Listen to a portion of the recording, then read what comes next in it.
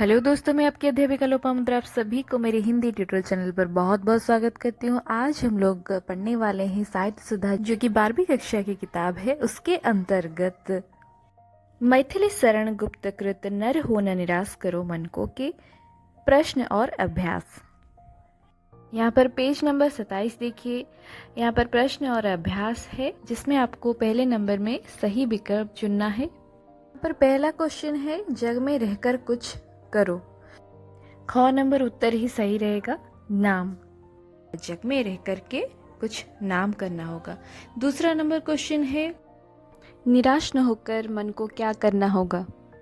Answer option क होगा, उपयुक्त। 3 नंबर क्वेश्चन, जगत को क्या नहीं समझना चाहिए। आंसर होगा निरा सपना। चौथा क्वेश्चन है, प्रभु ने तुमको क्या दान दिया है। आंसर होगा कर। कर माने हाथ। यहाँ पर देखेंगे प्रश्न नंबर 2। इन प्रश्नों के उत्तर एक एक वाक्य में दीजिए। तो यहाँ पर 4 प्रश्न है, हमें एक ही वाक्य में इसका उत्तर देना है। पहला प्रश्न है, यह जन्म किस अर्थ हुआ है। तो इसका आंसर होगा नर हो न निराश करो मन को। काव्य में कवि गुप्त जी का यह कहना है कि संसार में रह कर के हमें कुछ ऐसा काम करना है जिसमें हमारा नाम हो। यह जन्म इसी अर्थ हुआ है, अर्थात हमारा जन्म इसी कारण हुआ है। प्रश्न नंबर 2 में है, सुयोग चला न जाए इसीलिए क्या करना होगा। आंसर होगा, यहाँ पर गुप्त जी का कहना है कि सुयोग हाथ आया है तो चला भी जाएगा, इसीलिए वक्त रहते काम में लग जाना चाहिए और समय बेकार में नष्ट करना नहीं चाहिए। यहाँ पर 3 नंबर प्रश्न है, अपने पथ को कौन प्रशस्त करेगा। काव्य में आप लोगों ने देखा होगा, एक जगह लिखा है, पथ आप प्रशस्त करो अपना। तो कवि ने हम श्रोताओं को उपदेश दिया है कि अपना पथ खुद आप ही प्रशस्त करो। आप मतलब हम लोग, हम सभी मिलकर के अपना पथ को प्रशस्त करें। तो यहाँ पर आंसर होगा कि अपना रास्ता हम खुद प्रशस्त करेंगे, अपना पहचान हम खुद बनाएंगे।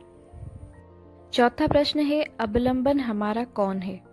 इसका आंसर होगा, अखिलेश्वर हमारा अवलंबन है। अखिलेश्वर यानी स्वयं ईश्वर हमारा अवलंबन है। अब देखेंगे प्रश्न नंबर 3। इन प्रश्नों का उत्तर 3-4 वाक्यों में दीजिए। यहाँ पर पहला प्रश्न है, जीवन में निराश न होकर क्या करना चाहिए। कवि देश के निराश जनजीवन को उपदेश देते हुए कहते हैं कि कुछ ऐसा काम करो जिससे संसार में तुम्हारा यश हो, नाम हो। मानव का जीवन अनमोल है, दुर्लभ है, इसे बेकार नष्ट न करो। इसको समझो, मन को उपयुक्त करो और तुम नर हो, कभी निराश मत हो। यहाँ पर दूसरा क्वेश्चन है, सब जाए लेकिन क्या सुरक्षित रहना चाहिए और क्यों। सब जाए पर मनुष्य को अपने स्वाभिमान और इज्जत को सर्वदा सुरक्षित रखना चाहिए, क्योंकि मनुष्य आत्मविश्वास हार कर गलत कदम उठा सकता है या एक ही स्थान पर ठहर जा सकता है। लेकिन मनुष्य को अपने पूर्व गौरव को याद करते हुए स्वाभिमान के साथ आगे बढ़ते रहना चाहिए, जिससे मरने पर भी लोग उसका नाम याद करते रहेंगे। यहाँ पर तीसरा क्वेश्चन है, किसी धन को अलभ्य क्यों नहीं समझना चाहिए। यहाँ पर कवि गुप्त जी का कहना है कि ईश्वर ने मनुष्य को कर्म करने का साधन हाथ दिया है, सब तरह की सुख सुविधाएं दी है। अगर मनुष्य उद्यम नहीं करेगा तो इसमें उसी का ही दोष है। कोई भी वस्तु उद्यम करने पर अलभ्य नहीं रहेगी, इसीलिए हमें निरंतर प्रचेष्टा करना चाहिए।